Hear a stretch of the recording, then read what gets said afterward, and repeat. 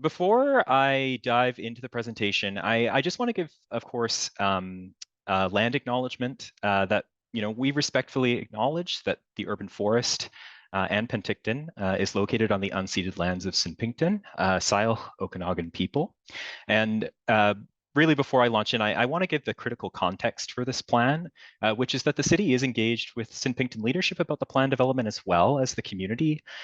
However, the presentation that I'm about to give you, it does come from what we would think of as a Western worldview.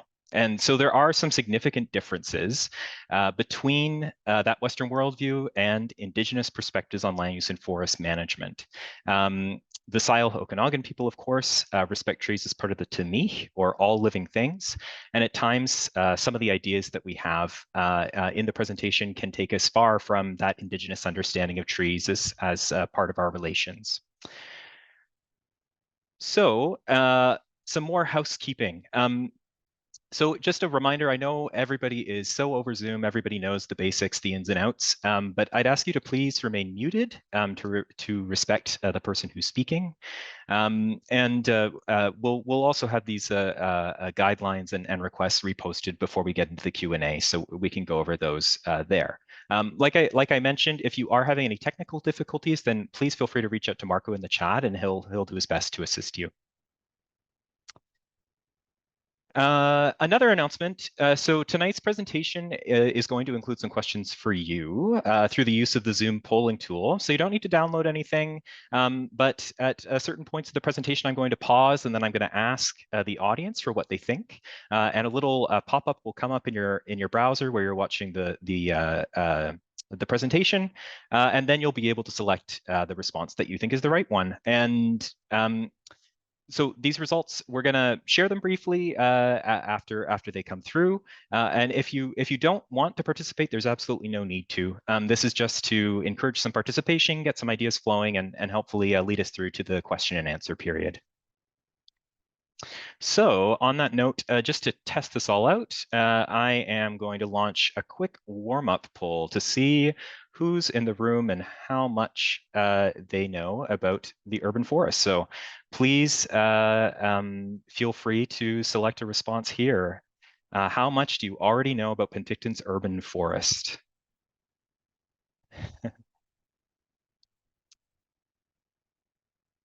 Nobody's taking the leap so far, I see. Lots of responses, that's great. Great. And so, as you can see, we do have a few people who feel pretty confident that they know quite a bit about the forest, some people who maybe don't know much at all. Nobody took the bait and said that they know everything. If you took that one, I was going to hand over the mic and say, well, you have to give this presentation. But yeah, no, thank you for your participation, and I hope we continue to get some participation on some of the questions later in the slides.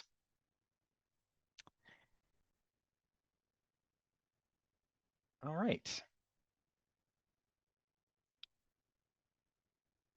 So just before we go into the thick of things here, so the presentation I'm going to give to you on the project update, I think it'll be about 30 minutes all told, with those poll questions included. And it's more or less divided into three parts, or three different themes. The first being a little bit of background on what urban forest management is, for those of you who haven't been engaged with the project so far. And then that red block in the middle, Penticton's urban forest, we're going to be sharing some results from our canopy analysis and other background review that are informing the green section, or what we're working on now, which are those building blocks for the plan. And so hopefully I'll be able to run through all that stuff in about 30 minutes, which will leave us plenty of time for the question and answer.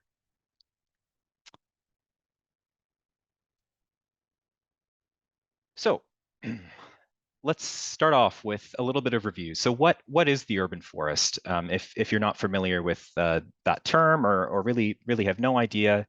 So the simplest way to put it is the urban forest for our project is every tree and the growing space that it's in within the municipal boundary of Penticton. So you can see all the different places that trees can grow on the slide there. And what's the significance of this definition? Well, it includes trees that you might not be thinking of as urban at all, like trees in forested natural areas in the uplands that surround the city on Skaha Bluffs and places like Three Blind Mice.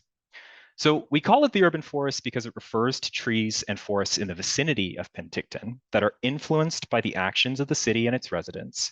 And those trees which provide a stream of ecosystem services, which we'll talk a little bit about more in just a second, to people living and working in Penticton. So yes, the urban forest is here on the left, in and amongst the urban neighborhoods of Penticton, but we can also reverse our perspective and start to see it on the right in the natural areas that surround the city. And the second thing that we need to go over is, what is urban forest management? What is the purpose of an urban forest management plan? Well, a little bit of context here. So in British Columbia, provincial legislation, it broadly gives municipalities like Penticton the ability to manage trees. And urban forest management is about two main themes. So day-to-day operations to care for trees, such as is done by the City of Penticton's Parks Department, as well as setting planning and policies to promote the health of the urban forest overall.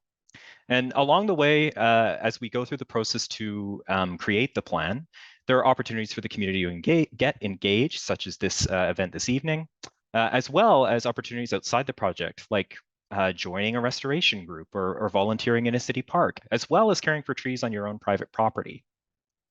So the city's now in the process of developing its first urban forest management plan, which will guide how it cares for its own trees and provide recommendations to sustain the broader urban forest over the next 20 years. And this is going to involve setting targets for the urban forest that motivate our actions to plant and preserve trees. So developing the plan is a pretty big step for Penticton's urban forest management. This is the first time that the city is doing this. But because the urban forest is a collection of living things, we need to remain open to changing circumstances that affect it. Because the urban forest management plan is just going to be one step of many. And once it's prepared, it will need to be reviewed from time to time to ensure that it still reflects the community's priorities and the reality of the urban forest on the ground. So why do we need an urban forest management plan? Well, we can think about this in terms of the benefits that having a forest in the city around where we live provides. So as living things and as part of our ecosystems, trees perform vital functions, which I called ecosystem services before. And these services, they benefit Penticton's residents. And they can include things like shade and cooling, removing air pollution and sequestering carbon dioxide, which of course helps mitigate climate change. They provide habitat and support biodiversity. They capture stormwater and help mitigate flooding, as well as helping to reduce erosion. They provide a growing number that we're aware of benefits for human health, both for physical and mental wellness. And then, of course, there are cultural benefits and the fact that urban forest is an ecosystem that continues to contain many plants and animals that are important to Indigenous peoples. So what does some of that look like in Penticton? Well, Penticton's urban heat island, the benefits of shade and cooling. Rural areas can be 10 or more degrees cooler in the summer than the center of the city, which is highly paved and as we'll see, has lower tree cover.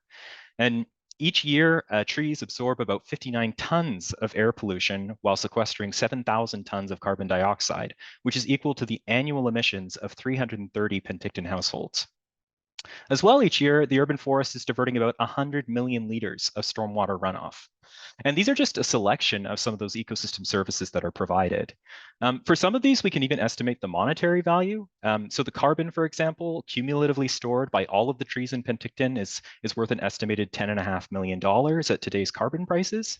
And just to replace every single one of the city's 5,000 inventory trees, so that's the trees that the city has a spatial record of, would cost at least $13.4 million.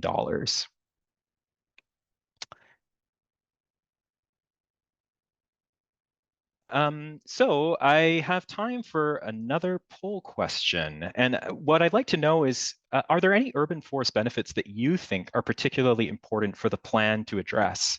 And of course, there are no right answers here. It just helps us understand what your priorities are and will help us guide the recommendations. There are more benefits than the ones that will be listed on the poll as well. So if you notice something is missing, feel free to pop a benefit that's important to you in the chat. So I'll just launch that.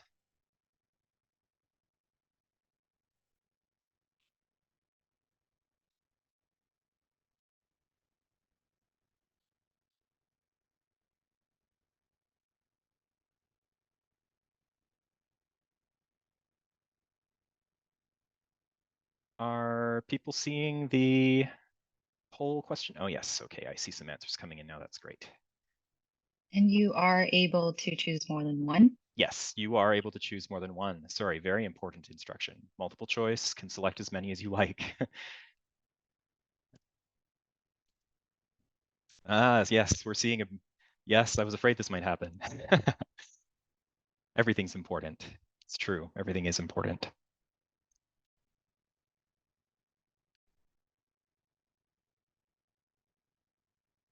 I see one comment from Robin, not able to see the poll. Okay, so Robin, I think that might possibly be an issue with the version of Zoom that you're using. It's possible that you won't be able to see the polls in this meeting, but that's okay. I'm sorry about that. Are you able to see perhaps the shared results? I'll just share these now.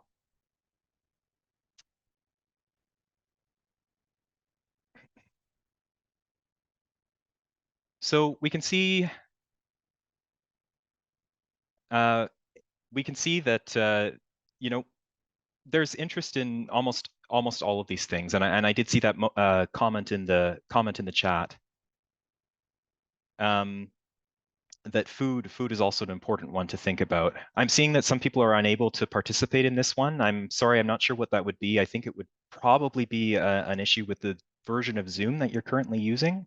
So it's possible that an update would enable you to participate, but I think for the purposes of this meeting, we'll just have to run with it. And I'm sorry, we'd rather have you here than exiting the meeting to update your Zoom client. So I'll stop that one. And here we go. So now I'm going to talk about that middle section. So Penticton's urban forest, what have we learned about it so far? Well, how much urban forest does Penticton even have? And one way to measure this is canopy cover. And canopy cover is when the area of the ground covered by trees when viewed from above. So for the city, we have generated basically a canopy cover map using a technology called LiDAR, which is an aerial imaging technology. And we've corrected that to a 2020 image, an orthophoto image of the city. And what we found is that there, in 2020 anyway, was 742 hectares of tree canopy in the city, which provided the equivalent of 17% coverage over the city's boundaries. So 17% canopy cover was the city's citywide average. So to help visualize how big is 742 hectares? Well, if Penticton's urban forest was located all in one place, all those trees were touching each other, they would cover the entire area between Okanagan and Skaha Lakes, Penticton Channel on the west, and Main Street on the east. So a pretty big area. And within the urban forest, the LiDAR is also able to tell us where it thinks individual trees are. So, and from that number, we're able to guess that the approximate number of trees in the city is roughly 240,000 or 243,000 there. And much of these trees are located in upland natural areas found between Three Blind Mice and Skaha Bluffs on the east side of the city. In fact, these natural areas, you could think of them as floating Penticton citywide urban forest, because almost 2 in 3 trees in the city, we think, are found in natural areas. Well, just 1 in 3 populate city streets and yards. So what, of course, that 17% number is a citywide average. So the truth is that some areas have much higher numbers of trees and canopy, while others have much less. And in fact, the truth is that almost every urban block in Penticton has canopy cover below the city average, including in low-density residential areas that technically have the room for trees. And so here are some images of what canopy cover can look like in different parts of the city. You can see that canopy cover tends to decrease with higher impervious or what paved surface area in neighborhoods up to a point.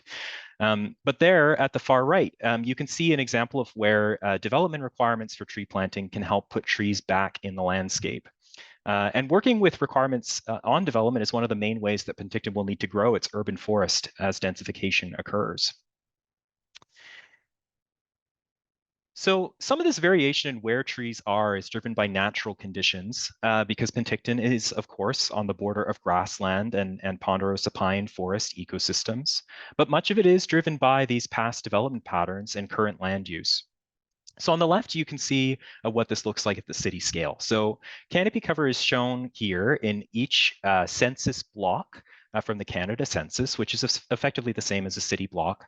And you can see that while natural areas on the east side of the city have canopy cover often higher than 20%, most of the rest of the city actually has canopy cover of 15% or less. And some blocks, particularly in downtown and the industrial areas, they have almost no trees. And these are the areas of the city with the highest amount of paving and impervious surfaces. So what are some of the consequences of this unevenness? Well, in the center, we have a map of Penticton's urban heat island. So as I mentioned, rural Penticton, where the most natural forests are and which has the least paved area, is 10 or more degrees cooler than the heart of the city. And if you look closer, you'll notice that the neighborhoods close to natural areas are cooler than the heart of the urban core as well. And with climate change, we're seeing hotter, drier conditions year round and higher peaks in summer. And heat waves like the one in June 2021 are dangerous for human health and the environment. So we know that more tree canopy can offer several degrees worth of cooling, and maybe it's the case that trees are the key to making Penticton a bit safer in those hotter summers.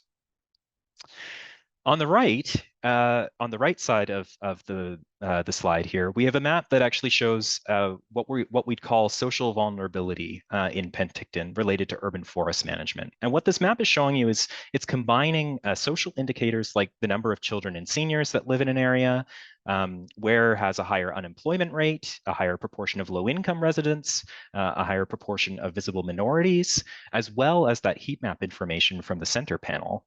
And this map is really telling us where people live who might benefit the most from the urban forest's ecosystem services, because these, of course, are demographics that are the most vulnerable to impacts like heat and other environmental issues like air pollution or lack of access to recreation and green space. So factoring in the social need to the urban forest management plan is how Penticton is going to work on building what we call tree equity through the planning process.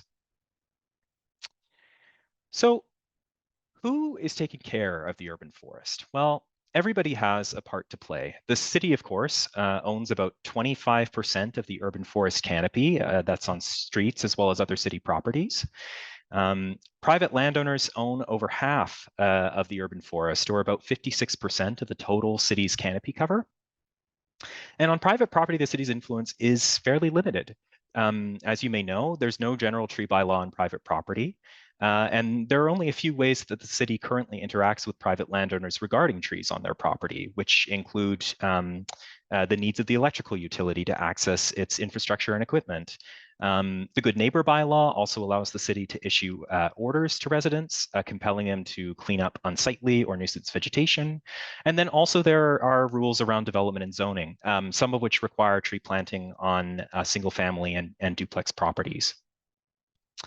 On city property, trees are protected by bylaw, but the city's ability to manage is still bounded by its authority under those bylaws, the available resources for enforcement, and its day-to-day management, as well as the balance of priorities, which can include housing, emergency planning, and some of these other priorities do conflict occasionally with trees.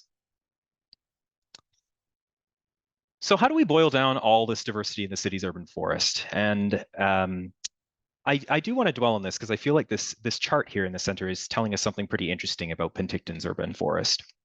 So it shows us two pieces of information that can be very important for our urban forest management. The chart is dividing the city's 243,000 estimated trees into groups based on how tall they are. So shorter, smaller trees are on the left, and taller, larger trees are on the right.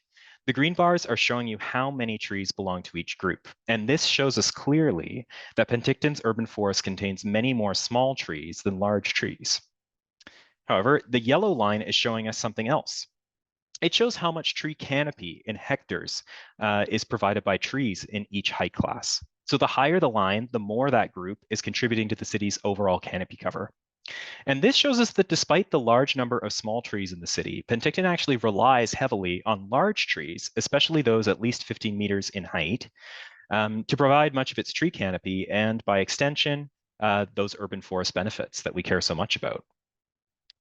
And when we look at this, it's really important to remember that every tree on the right side of this graph started its life on the left as a seedling.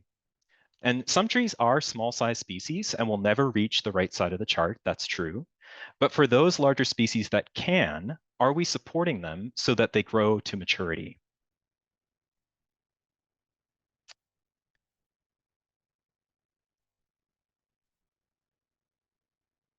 Okay.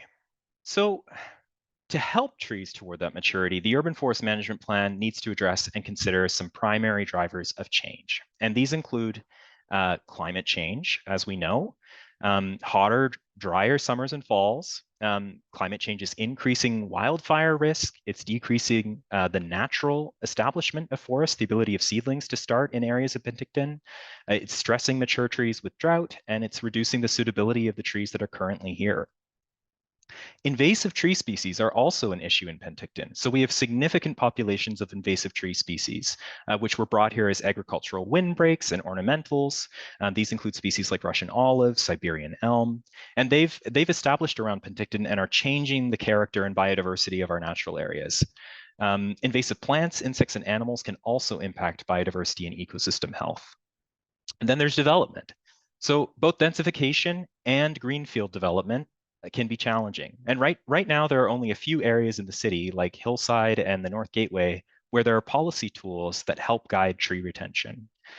So maybe amending the zoning bylaw to include tree planting requirements, or I'm sorry, so amending the zoning bylaw, which was recently done to include tree planting requirements on single family housing and duplex properties, is a positive step, but it may need to be backed up by attention to preserving soil volumes and ensuring the suitability of urban areas for large trees in the future. Then there's tree planting. Both the city and the community play roles in growing the urban forest, but can we work to encourage tree planting on public and private property, as well as reestablish goals for replacing trees that are removed, which the city currently doesn't have goals for replacing trees that are removed. Then tree protection and maintenance. So as I've discussed, there's no tree protection that applies generally on private property, and the city does have limited resources for enforcing protection around its city-owned trees as well. In addition to this, the maintenance done by the Parks Department on city trees, it follows what we call a reactive model, which means that city workers are going out and responding to requests, and that the condition of most trees in the city isn't known until a complaint is made. And then last, but of course not least, there's forest health. So there are emerging forest health issues, some of which are related to climate change, and these can include invasive insects, other tree diseases, drought-related dieback, and all of these issues may need monitoring and discovery, potentially more in the future. So factors and drivers like this will impact the targets set by the plan, as well as the shape of the plan's recommendations. And we think that these drivers are currently leading to a loss of tree canopy in the city. However, this does need to be confirmed by future monitoring. So time for another poll, just to break up the space. I know I've been talking quite a bit here. What we'd like to know is which of these drivers are you the most concerned about? So you'll be asked to rate each of them and assess your level of concern. And this helps us understand what the community sees as the most significant issues that will need action through the urban forest management plan.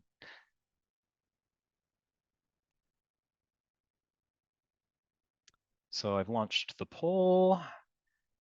I apologize to those of you that are unable to participate, but I hope people who are able to view and participate in the poll um, that you choose to do so.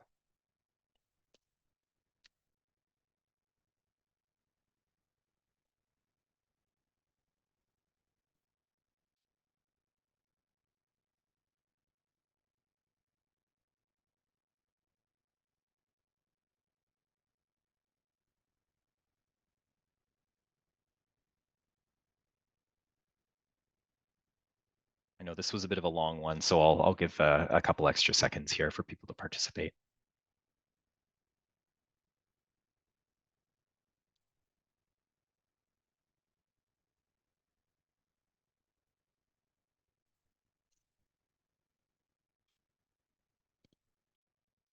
All right, I'll end that there. And we can see, if you scroll, that, there are quite a few issues to be concerned about. Some of which, of course, people agreeing that climate change and related impacts are definitely one to focus on in the plan. Another one, of course, being development and construction impacts. Lots of people rating that as very concerned. The tree planting rate and success, definitely a top of mind concern, as well as tree protection.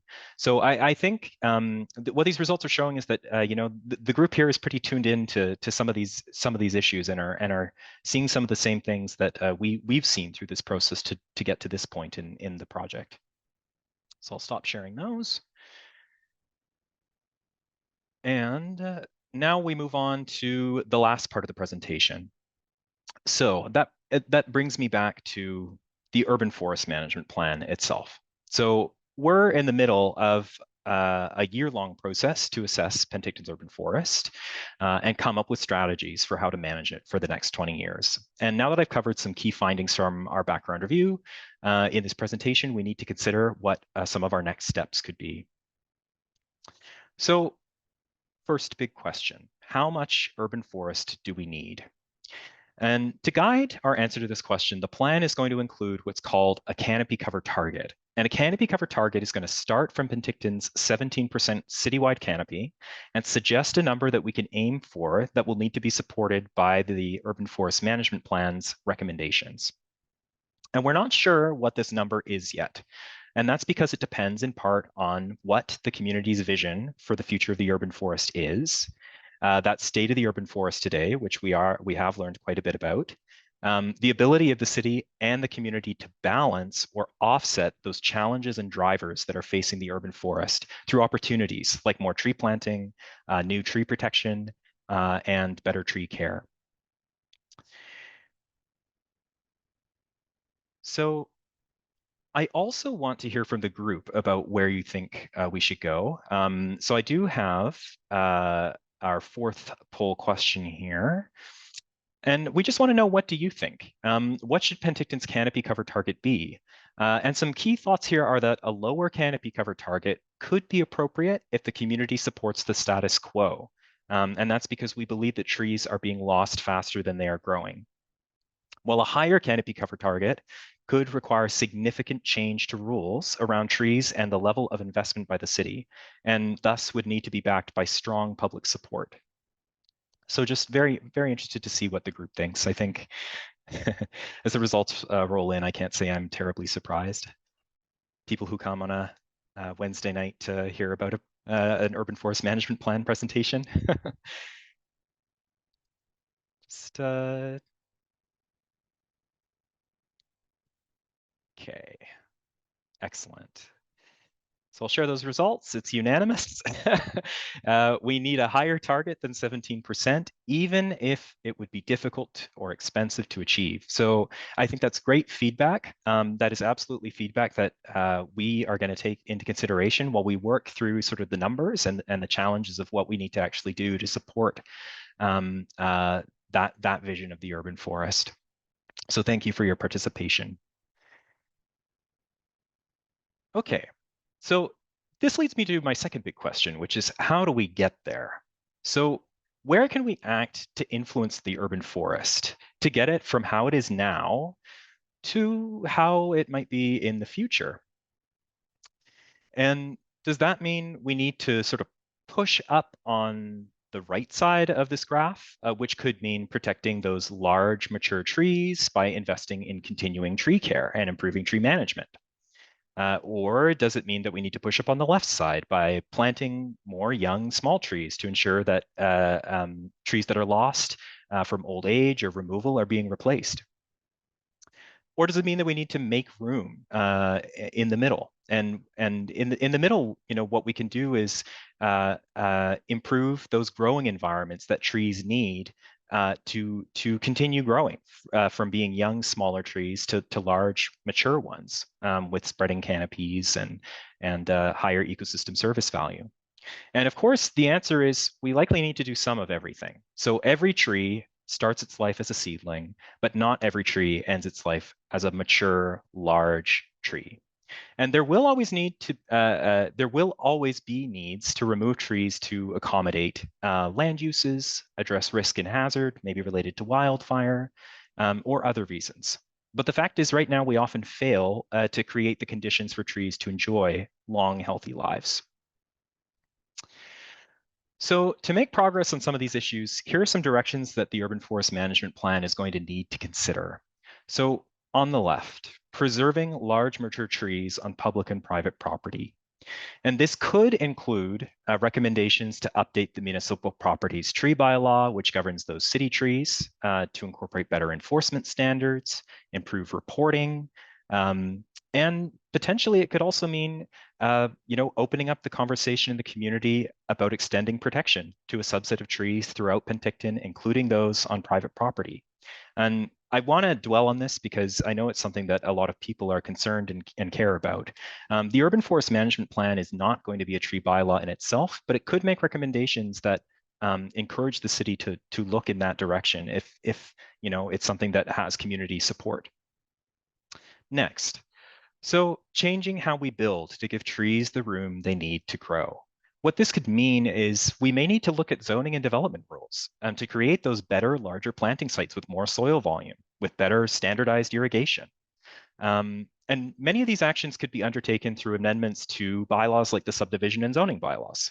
We would be working with the pace of construction in the city as property owners proceed through the development or building permit process to improve those environments for trees. And at the same time, we could ensure that those higher standards are used on every city project to make sure that city property as well and boulevards and other places is able to support those large mature trees. Next, planting trees, of course, on city property, as well as working with the community to connect and restore natural areas. So it's going to be very important for the city to plant more trees to catch up to what we think the rate of removal is. And tree planting can take place on city property, but it also needs to involve the community to promote tree planting on private land. On private property, there could be potential to expand planting requirements with development, again, focused on construction, or maybe it's time that we examine incentives to homeowners, like a subsidized tree sale, such as they have in Kelowna, which you may have heard of as neighborhoods. So ensuring that trees are set for success as part of a connected urban forest ecosystem also means working with external partners on this goal, like other municipalities, the regional district, institutions, and of course, First Nations. Working with all these partners to select climate suitable trees, improve adaptation, as well as plan control of invasive tree species like Russian olive or Siberian elm. And last but not least, another big direction that we need to examine is improving the standards of care and protection for city-owned trees. And this is one where the city can lead by example by shifting towards what we call proactive as opposed to reactive maintenance for trees, by reestablishing a replacement ratio for when trees are removed from city property, and by updating the municipal properties tree bylaw to meet current best practices for protecting trees from construction damage. There's also a need for skilled enforcement in the city to enable all of these things to take place, which could require additional staff in the Parks Department. So I want to end on what the overarching vision of the Urban Forest Management Plan needs to be in consideration of some of the things that we talked about tonight. So actions in the plan are going to be organized under goals related to key themes like we've been talking about: protection, planting, partnership, and maintenance. So tying all of this together at the front of the plan will be a vision statement that is unique to the Urban Forest Management Plan, which is intended to express our hopes as a community for the urban forest by the end of the 20-year plan horizon. So far through the project, in different engagement opportunities, people have shared many ideas and words with us, which can inspire what the vision statement should be. And some of those include ideas like we need more shade trees to create places people want to walk, bike, shop, play, and stay. Tree planting should focus on places where people live, work, and play that have very little canopy cover. The natural forests in this region are rare ecosystems, important for biodiversity, and they need to be a conservation priority. While corridors like Penticton Channel, Penticton Creek, and Ellis Creek are natural places to enhance or preserve the urban forest, such as through tree planting. And as trees age, they can become hazardous, acknowledging risks. That good maintenance and better risk management are also needed as part of the vision. So I want to end on one more poll question before we transition into the Q&A. And this one's a little bit longer, so we have a long form answer where you're able to type as much or as little as you like. That is within a 400 character limit. So I'm going to leave this one up for just a minute. And I strongly encourage anyone who wishes to contribute an idea. And if you're not able to participate here, those of you who are having troubles accessing the polls, please just throw your ideas into the chat, and we'll collect them from there as well. But these ideas, we're going to be directly referring to this input when we do get to drafting a vision statement for the plan. So I would love to have as much feedback from the group as possible.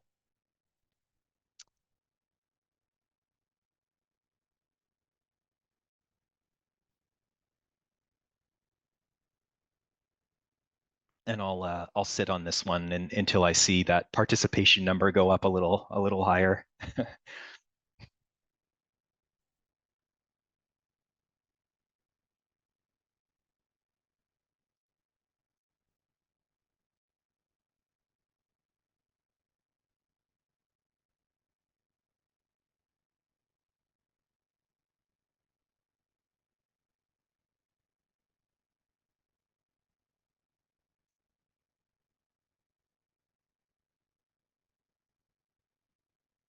Starting to see some ideas rolling in.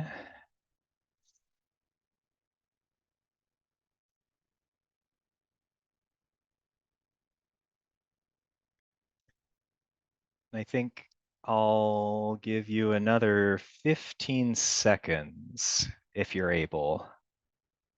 It doesn't have to be pretty, just has to be something that that tells us, that gets the point across.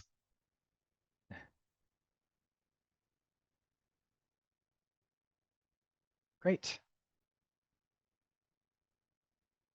Okay. And thank you very much for that. I think I'm actually not going to share the results for this one because I think we will take these ones back and we'll work on putting them into the vision statement. And you'll have to stay tuned for a future engagement opportunity to see how good of a job we did. Yeah, but thank you so much for your presentation, for your participation, my presentation, your participation. And now, so just let's briefly review the next steps for the project. So as we're moving through into the fall and towards winter, we are going to next be coming back to the public again with a draft of the Urban Forest Management Plan. And we're hoping for that draft to be available towards the end of November, possibly the beginning of December. So stay tuned in November for additional public engagement opportunities on Shape Your City Penticton. When we'll have an opportunity for more input, and you'll get to see sort of what some of the results of the input tonight has been.